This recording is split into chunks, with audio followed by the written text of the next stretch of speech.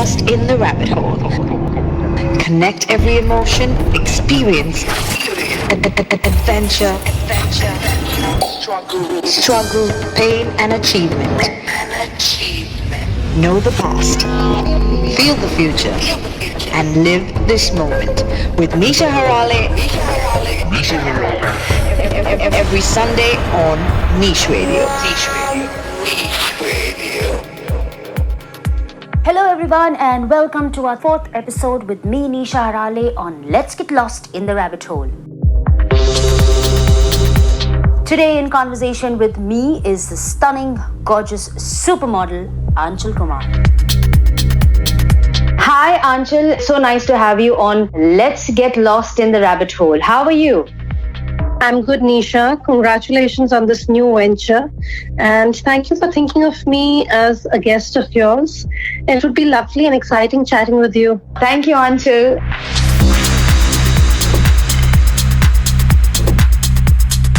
So to our first question, Yes. Aanchal, you are born and raised in Chandigarh. So yes, Nisha, it's, I moved to Bombay almost 24 years back. Coming from a small town like Chandigarh, people know it's a beautiful city. It's a small city. People tend to know each other. So, it's a very safe environment. Having shifted to Bombay at such a young age, it was intimidating initially. But, I chose to keep my head high. I had a lot of support from my family, my sisters, my mom and dad. So it was a long journey initially. Of course, it's hard to learn the ropes of the business, but eventually I think when I look back, I have zero regrets.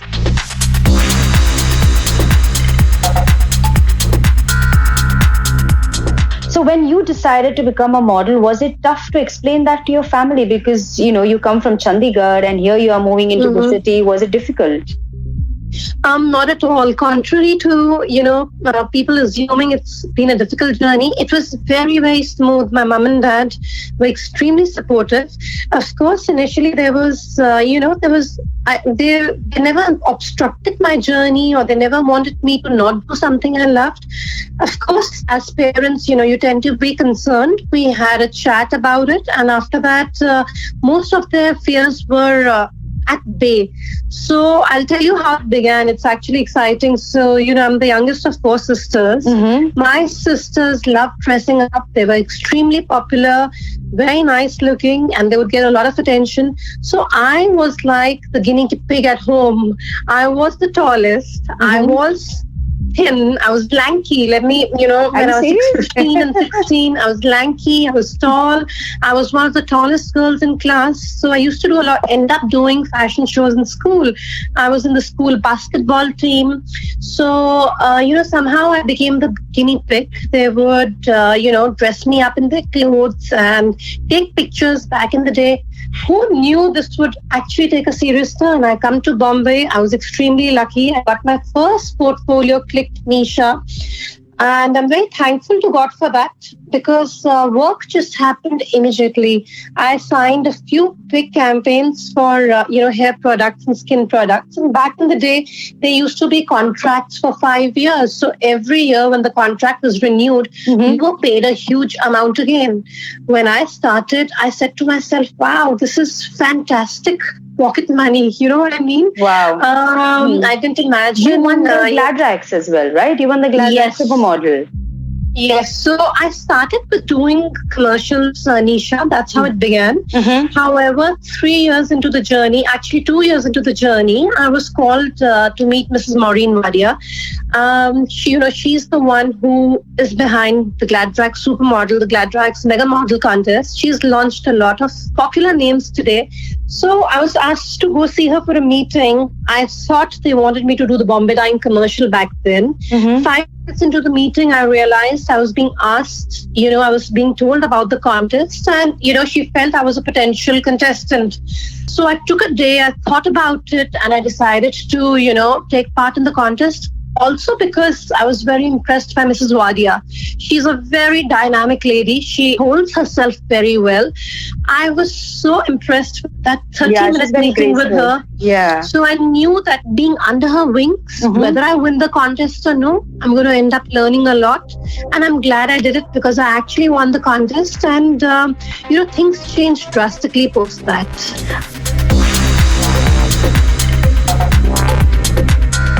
We would also want to hear about your struggles. Was it difficult when you came to Mumbai, like all the other models who've come here to make, to fulfill their dreams? So, Nisha, it is definitely a lot more harder for people who come from out of station. If you are a Bombay girl or a Bombay boy, you know the city very well, you have a family, you have friends, you have relatives. Invariably, you know someone who is either in the fashion industry or whichever industry you plan to join. Even you are an outsider, firstly, you're trying to come to terms with the city, okay? Rented property was extremely, it was very, very hard to get a house on rent. For me, I was lucky. I had two older sisters who were already in Bombay, so I would be staying with them. Having said that, 3 single girls did face a lot of problems getting a house on rent. There are so many rules and laws out there which do not support single girls or single boys getting a house.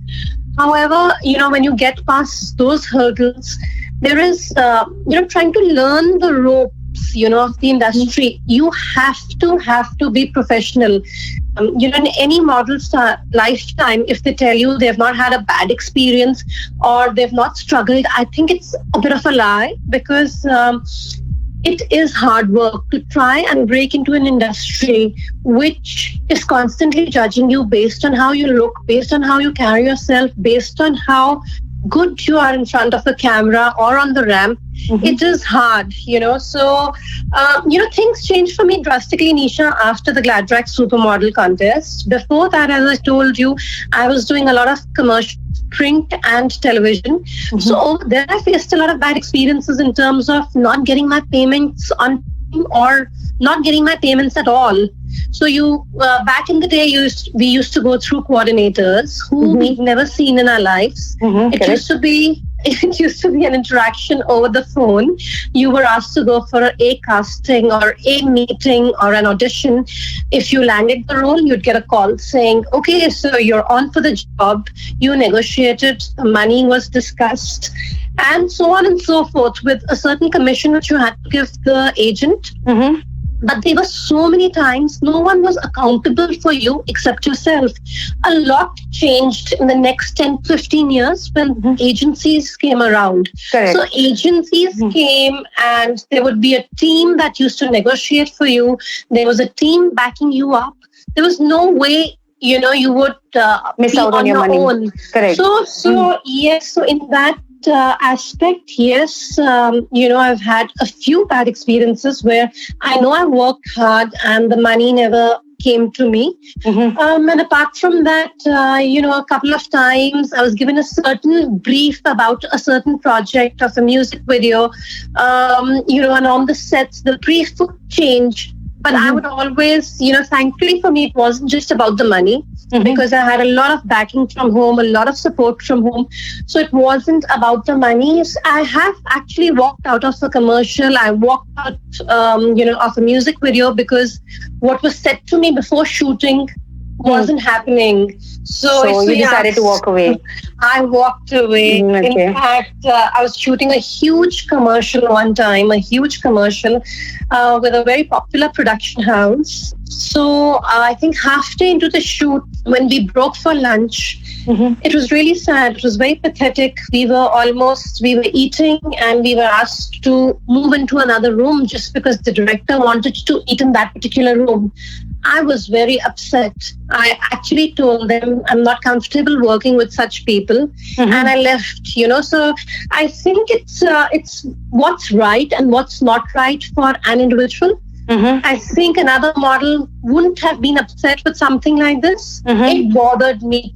Somewhere it didn't click with me, so I walked away. So you're pretty strong with your principles and where you want to go and what you want to follow, which is absolutely great to, know. I mean, I've already known that, and then listeners are listening to that, which is great, Anna. I mean, we call Aanchal Anna, and it's amazing that you held on to it.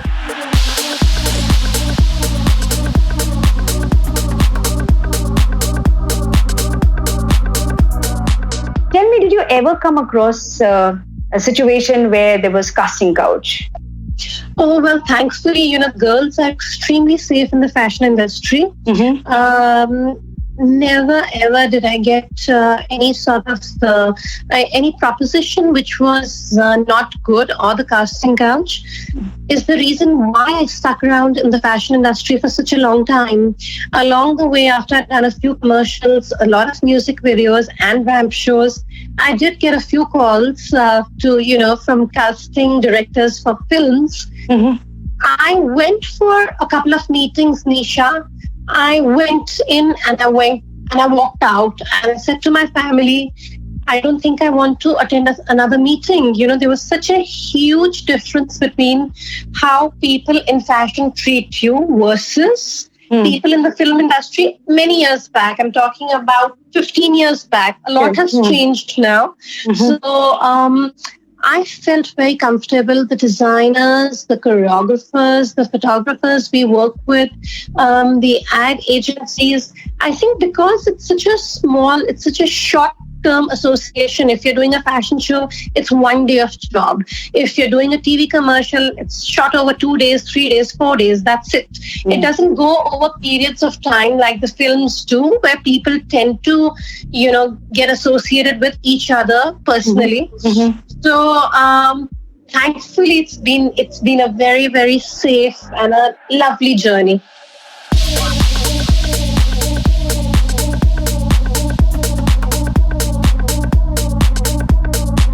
People think it's one show or one advertisement, but there's so much of work that goes in there. Oh, yes. I'm so glad you brought this up, because people have such a misconception. They feel a fashion show is 2-3 hours of work. They feel all you have to do is walk, change your clothes, put on makeup, and repeat. That's it.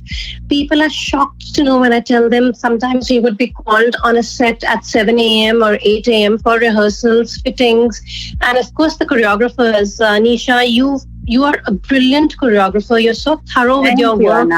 Your lighting, your stage sets, everything is on point, and your designers have always been happy with your hard work.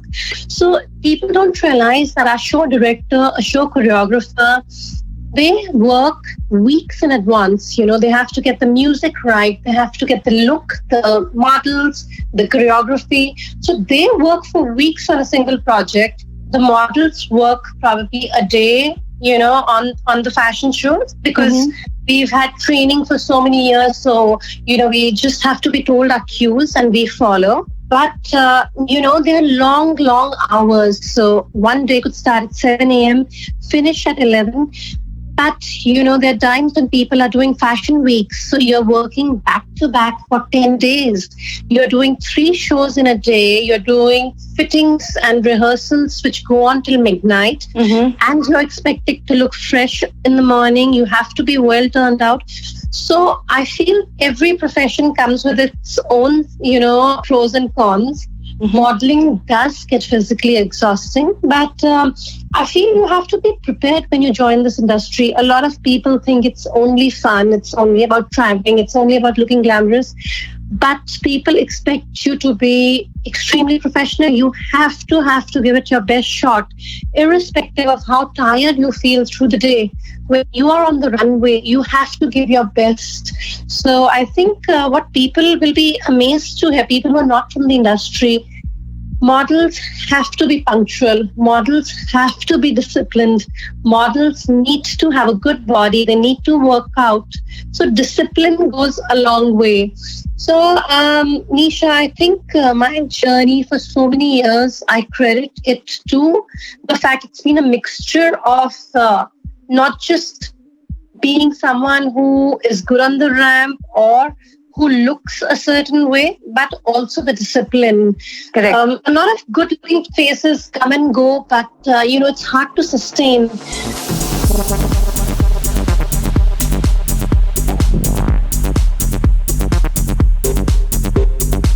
Keeping in mind and knowing the fact that there are so many beauty pageants that happen nowadays, and you've won the Glad Rag Supermodel, and people think that after they won the crown, they've conquered it all. They don't realize that there is a lot of work that goes into after winning the crown, which is about getting into the industry. That's where your baby step happens. Correct. So how does the newcomer, fill that gap or that bridge? Like, how did you manage to fill that gap?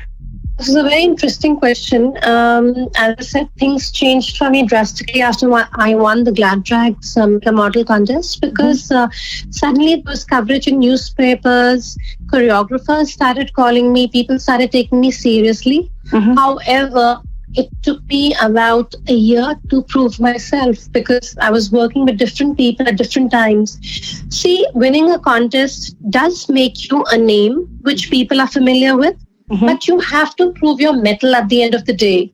So you might get work for 6 months or a year. But, if you lack the basic qualities of a good model, it's very hard to sustain in the industry. So I think an attitude which is positive, where you are committed to your job, when you know you're in those heels, you're in painstaking heels, or a particular hairstyle isn't working for you, or you have harsh makeup on, you just have to realize, you just have to make peace with the situation and take it in your stride. These are professional hazards, and these are the things you face. But at the same time, one has to realize the money is brilliant. The money is great, Correct. So once you establish yourself, the sky is the limit.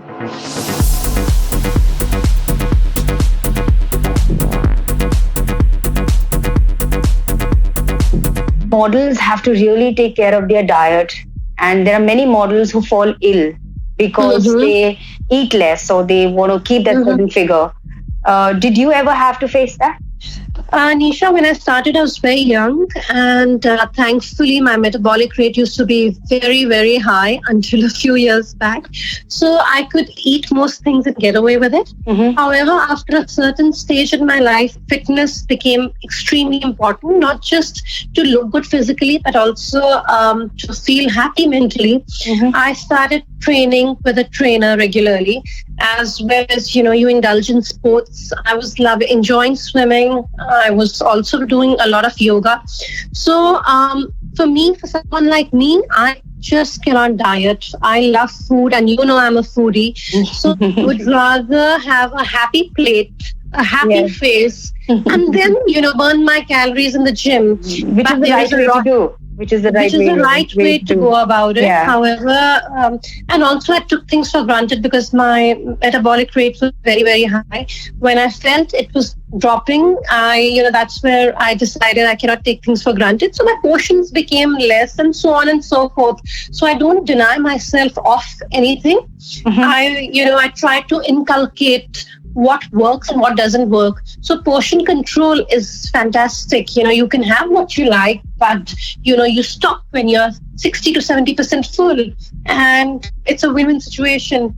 But a lot of people do have weight issues. So just to take the shortcut, they do not eat, or they would survive only on fruits.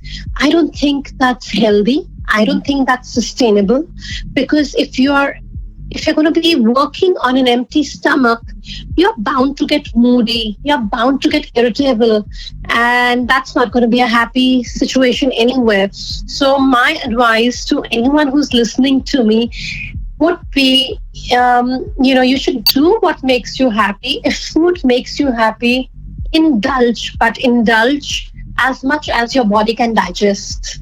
Correct. Yeah, that is a strong piece of advice down there.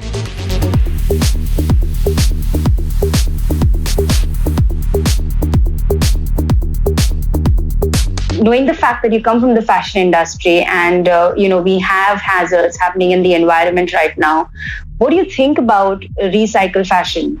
What do you think about sustainability? Oh, very important question again, Nisha, because, having been in this industry for so many years, I would often wonder the clothes that we wear sometimes, couture pieces. I could never imagine anyone wearing them for a personal occasion or for a party or an event. These were looks which were only created to be spoken about. The So ramp I appeal. think a lot of that has changed, Nisha, in the last few years. Designers and the public, the consumers have become so much more cautious. I think sustainability is so important. If I, as a customer, I plan to go out and indulge in retail therapy, I would rather pick up that one piece which I can use in my wardrobe over the next 10 years instead of buying 5 pieces where the quality would not support them for much longer. Correct. So I think that recycling does help us in sustaining what we have, less damage to the environment. And at the same time, I think it's just fickle to have 500 pieces of something in your wardrobe as compared to those 10 pieces which you could utilize over a long time.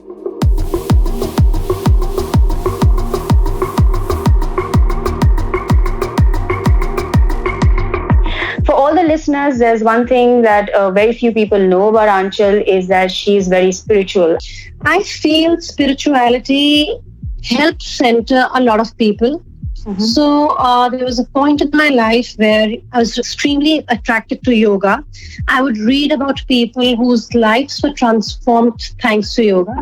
I indulged in yoga, and believe you me, the kind of calmness, the kind of zen I felt, the way I could handle situations, it was as if my mind was in control, which at times could go haywire. We are young, we are experiencing different situations, different type of people in life. So I realized meditation has to be an important part of my life. I'm glad I do that. I practice yoga. I do meditate. Very recently as 4 years back, I was introduced to Nichiren Buddhism, which again is about chanting, which again is a very selfless practice where you do chant and practice for the happiness of others and your environment and so on and so forth. So I feel it's very important to follow what catches your interest, what makes you feel good about yourself. And spirituality is something that's really made me who I am today. It takes a lot for me to get my feathers ruffled today as compared to 5 years back or 10 years back or 15 years back when my reaction would have been totally different. So now the situation doesn't take control of me, I take control of the situation.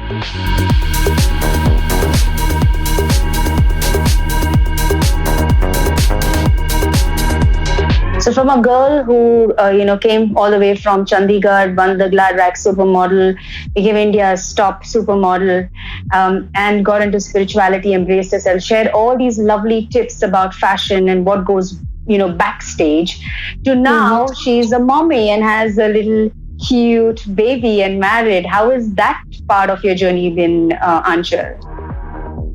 Nisha, it's firstly being married. It's fantastic. I knew my husband for several years before we got married. I think it makes you feel very, very secure. There is companionship. There is someone out there looking out for you if you're unwell or to share joys. So I think it's made my life so much more secure, and I feel very, very happy that I chose to settle down at the right time. And motherhood, oh my God, motherhood is absolutely fantastic. It is a joy which is you cannot compare to anything else. The day I became a mother, everything else took a backseat. Nothing else matters. There is just so much joy.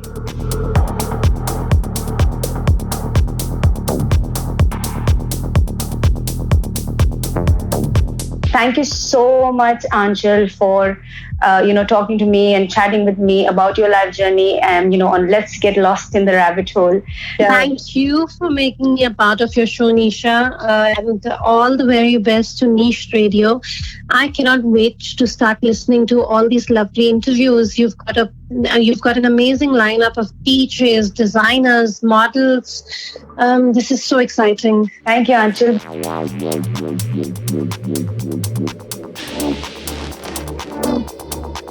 Thank you to all our listeners. And like Anchal mentioned, we have a super lineup of interviews coming your way from the best in the industry.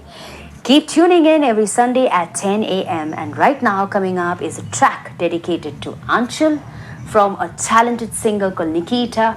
And the track is called Clutch.